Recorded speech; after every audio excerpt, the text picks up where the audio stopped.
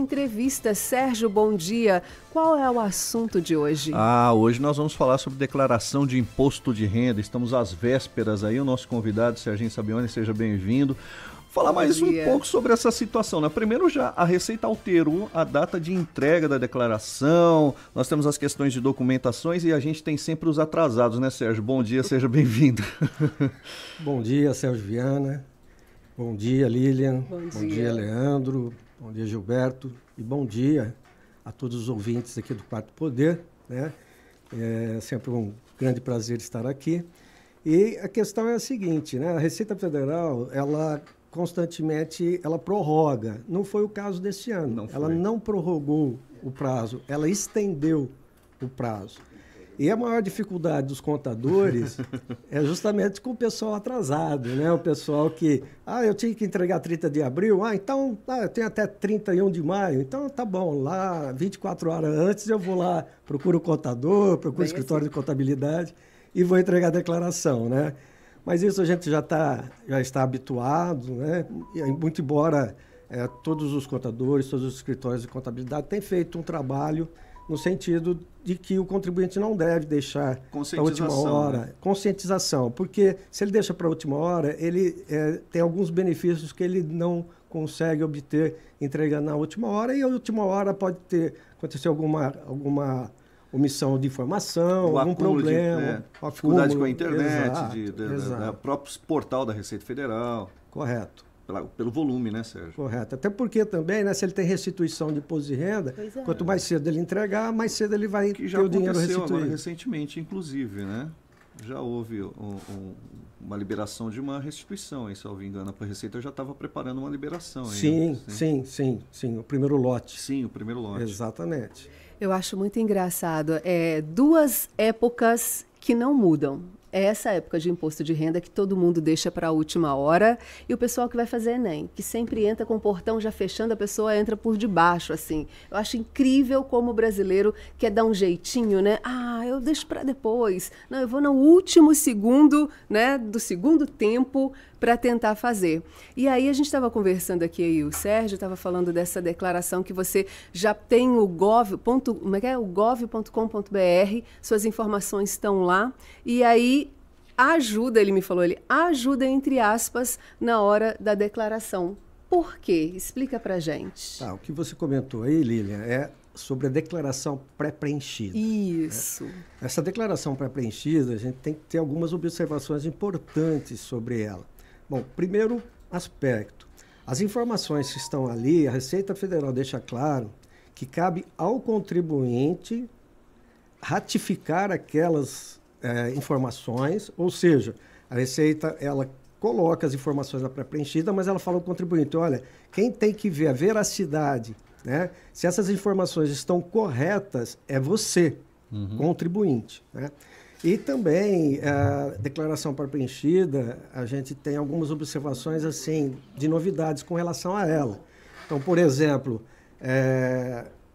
com relação à declaração pré-preenchida, se você não declara um imóvel que você comprou ou você vendeu, você pode não declarar, mas vai estar lá na declaração pré-preenchida, porque é informado pelo cartório. Se você tem um saldo em criptomoedas e você não declarou, essa informação vai estar lá agora na declaração pré-preenchida, porque as plataformas, né, digitais de compra e venda de criptomoedas informam a Receita. Se você tem um saldo bancário, uma aplicação financeira que você não informa, vai estar lá na declaração pré-preenchida, porque as instituições financeiras informam a Receita Federal desses saldos, desses valores. Então, é importante que o contribuinte ele faça a declaração dele e utilize a pré-preenchida somente como uma base de informações, para ele ver aquilo que está declarado, aquilo que a Receita já tem conhecimento, né? E faça as correções, se for o caso. Nós, lá no escritório, já tivemos questões de saldo bancário no informe de rendimentos estar um e na declaração pré-preenchida estar outro, né, bem diferente.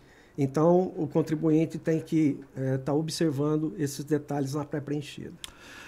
Sérgio, com relação aos gastos que podem ser abatidos Eu sei que a lista é grande, né? Mas alguns aí que a gente possa estar passando para os ouvintes. Tá. Nós temos dependentes, né? Até o valor de R$ 2.275,08. E aí eu aproveito e já colo nessa pergunta, quem podem ser os dependentes também, tá? Olha, dependentes pode ser uma lista enorme, né? Então, o cônjuge, né? Filhos, pais, irmãos, netos, bisnetos, tem uma lista enorme. É lógico que cada situação tem um detalhe aí, né? Então, por exemplo, filho você pode? Pode. Até que idade? Né?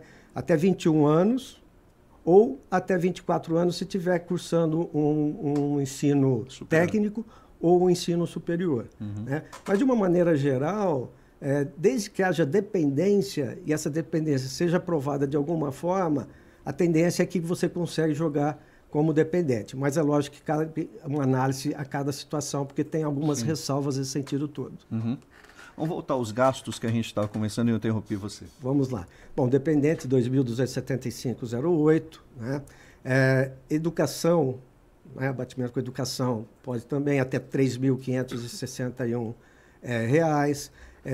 Gastos com saúde, aí gastos com saúde, o valor é ilimitado. Tem também a questão que você pode deduzir, isso é muito importante, que é com relação às doações que são feitas para entidades beneficentes, né? Isso, aliás, é uma situação que o contribuinte sempre tem que prestar atenção, porque é um imposto que vai para a entidade, colabora com a entidade, não tem problema nenhum com a receita e não sai do bolso dele, porque aquilo lá é abatido do imposto que ele tem que apresentar. Legal. Muito interessante. Sérgio, dia 1º de junho. Ai, meu Deus, esqueci, não deu tempo, não consegui fazer sozinho. Vou procurar o Sérgio, me ajuda. Eu já vou pagar multa. Se eu falar, não vou fazer esse ano, não vou apresentar nada. E aí, o que acontece com quem não justifica, com quem realmente não faz ou entrega atrasada esse imposto de renda? Tá. Primeiro aspecto é o seguinte, você entregou atrasado, você vai pagar uma multa de R$ 165,74. Essa multa é o valor mínimo, né? Mas essa multa pode chegar até 20%, é o valor máximo de multa, até 20% do imposto a pagar. Né? Então, esse é o primeiro ponto da questão da entrega. Você fez uma outra pergunta, Lilian? Não consegui fazer sozinho e aí não vou fazer. Esse ano resolvi, não vou fazer. Isso me prejudica em que, além da multa? Ok, ótima pergunta, porque isso acontece todos os anos. Se você está obrigado a entregar e você não entrega, você fica lá no cadastro da Receita Federal como omisso. E aí você vai pegar um financiamento bancário, você vai fazer uma compra, você vai fazer alguma coisa em que depende de uma aprovação de crédito, e lá dá que você tem uma inconsistência, uma irregularidade junto à Receita Federal. Né? E você vai ver normalmente a omissão da entrega da declaração. Então, está obrigado a entregar, não conseguiu entregar no prazo, entrega porque lá na frente pode ter algumas ocorrências aí que prejudicam o contribuinte. Legal. Com relação aos documentos, o que apresentar? A pessoa deve chegar até você ou ao contador dele e apresentar quais os documentos essenciais? Olha, os documentos são informes de rendimentos, né? Os informes financeiros que os bancos disponibilizam para os contribuintes, né? Escrituras de compra e venda de bens imóveis, notas fiscais de compra de veículos, informe de rendimento de pagamento de médicos, dentistas, hospital se houve, né?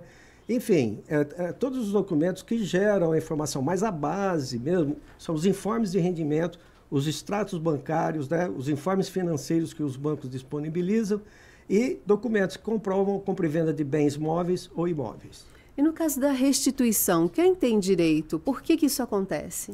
Isso acontece, Lilian, porque durante o ano a legislação tributária brasileira era complexa, né? Por demais. E o que ocorre? Ocorre que, em várias situações, vai havendo, por parte do governo, uma antecipação. Os contribuintes vão recolhendo antecipadamente aquilo que eles deveriam recolher no ano subsequente, após conhecido o valor efetivo que eles devem. Então, uma retenção na fonte. Essa retenção na fonte pode acontecer um valor maior do que efetivamente era devido pelo contribuinte. Quando o contribuinte faz a declaração, ele declara para a Receita que ele tinha que recolher R$5.000 e houve uma retenção antecipada dele de R$6.000, então ele vai ter direito a uma restituição de R$1.000. Entendi. Muito interessante. E o ideal para os contadores, o ideal para a Receita é que esses documentos, que essa declaração, ela fosse entregue não só no dia, mas quanto tempo antes, né, que as pessoas poderiam estar trabalhando em pegar esses documentos e passar para o contador ou conseguir fazer sozinho? Tá. Para o contribuinte, o interessante seria ele arrumar uma pastinha, vamos colocar assim, né? Arrumar uma pastinha e guardando os documentos que ele sabe quais são os documentos que ele precisa para a declaração. Então, mês a mês, olha, comprei um imóvel. Ok, guarda a escritura lá na pastinha. Olha, vendi um carro. Ok, tira uma cópia do recibo, guarda lá na pastinha, né? E hoje você pode digitalizar isso também, né? Pode, né? Bem prático, né? Exato. Eu falo a pastinha, tá? Pastinha de plástico. Exatamente. Mas o importante, né, Sérgio, é que ele tenha um arquivo, né? Exato. Com essa documentação mês a mês. Porque aí o que acontece se ele não faz isso? Tem documento que ele não recebeu, que ele tem que correr atrás, documento que ele recebeu, mas ele não sabe onde está, enfim. E aí fica sem as informações necessárias para a declaração de imposto de renda. Então, o contribuinte, o interessante é que ele faça isso mês a mês. Aí, o que ocorre? No ano subsequente, já em janeiro, ele já tem todas as informações para a declaração. Ele entregando o mais rápido possível, se ele tiver uma restituição, ele vai receber antes. E se ele não tiver restituição nenhuma, se ele tiver a pagar, não tem problema, porque ele já entregou essa declaração, entregou ela com antecedência e tudo aquilo que é feito com antecedência... Ele vai ficar tranquilo. Traz uma calma, né, gente? Exato. Uma coisa boa. Vamos saber se eu sou isento, Sérgio. Olha, então vamos lá. Existem quesitos para você ver se você está obrigado à declaração de imposto de renda. Legal. Então, o primeiro é se você obteve rendimentos superior a R$ 28.559,70. Se você teve rendimentos isentos não tributáveis em valor superior a R$ 40.000. Se você tem atividade rural e essa atividade rural gerou uma receita para você de R$ 142.978,50. Se você comprou ou vendeu imóvel que você tenha se beneficiado daquela isenção, né, que você vende um imóvel, se você adquire outro imóvel dentro do prazo de 180 dias, é possível você ter uma isenção. Se você fez essa operação, você está obrigado. Se você vendeu um imóvel que tenha ganho de capital, você está obrigado. Se você operou em bolsa de valores acima de R$ 40.000, ou você fez operações em bolsa de valores em que tenha gerado um ganho líquido e sujeito à tributação, você também está sujeito. Se você teve um patrimônio líquido em 31 de dezembro de 2022 superior a R$ 300.000, você também está obrigado a declarar. Então, você verifica lá esses quesitos se você está obrigado. Se você não tem nenhum dos quesitos que te obriga a declaração, você está isento da declaração e também não vai dar no cadastro da Receita Federal omissão pela falta da entrega. Então, não seja omisso, né? Você que sabe que precisa pagar ou precisa declarar, 31 de maio, às 23 horas, 59 minutos e 59 segundos. Tem alguma especificidade especificamente para esse ano, Sérgio? Alguma coisa da Receita Federal que ela está trazendo ou nada? Nada surpreendente para esse ano? Não, nenhum... Não, Sérgio, nada surpreendente. Aliás, aqui cabe até uma observação. Nós, contadores, né, a legislação ela altera de manhã à tarde, à noite e de madrugada. Exatamente. Né? E de madrugada. É uma produção legislativa absurda. Absurda. Agora, eu faço aqui uma ressalva. Até o judiciário produz leis hoje ainda. Sim. Agora, eu faço uma ressalva para a legislação do imposto de renda. Né? Dentro desse contexto tributário maluco que nós vivemos no Brasil, a legislação do imposto de renda, em comparação às demais legislações, né, de imposto de renda, contribuição social, PIS, COFINS e CMS, ela até que altera pouco. Ela altera muito, mas se nós formos fazer um comparativo, ela altera pouco. Né? Então, assim, não há nada, né, de diferente, né? Mas é com relação às novidades da pré-preenchida, que antes não tinha, por exemplo, a informação de compra e venda de imóvel, esse ano já tem, né? Não tinha a informação de saldos bancários, aplicações financeiras, esse ano já tem. Gradualmente, né? Eles vão fazendo as alterações. Gradualmente eles vão fazendo, de forma que lá na frente, acredito que vai ser só colar pré-preenchida mais à frente, né? Por enquanto nós não estamos nesse estágio, porque, como eu disse, tem várias informações na pré-preenchida que não batem com os documentos do contribuinte, mas lá na frente nós vamos ter a declaração, se não 100%, 99% já pré-preenchida. Vai deixar o leão manso esse ano, né, Sérgio? O leão tem que ficar mansinho esse ano. Semana passada já teve aí um burburinho que estava instável, então não deixa para a última hora não, para você não passar aperto e não ficar chateado aí depois. Muito obrigada, viu, Sérgio, pela sua presença. Volte mais vezes para a gente falar. Muito obrigado a vocês, os ouvintes do Quarto Poder. Muito obrigado. Uma semana abençoada a todos. Amém. Que assim seja. São